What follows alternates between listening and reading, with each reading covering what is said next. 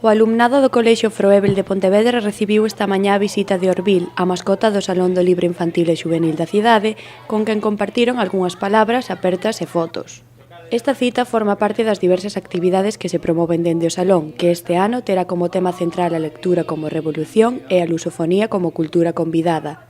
A intención é estimular a reflexión en torno á creación de pequenas utopías, onde a amizade, a convivencia e a tolerancia, xunto coa crítica ao establecido, o compromiso na loita contra as desigualdades e o respeto á diversidade e á multiculturalidade sexan factores centrais.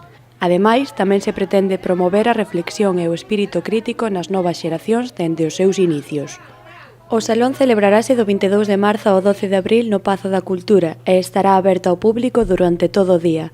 Ademais, desenvolveranse talleres e actividades destinadas a introducir aos nenos e nenas no mundo da lectura dunha forma amena, lúdica e divertida.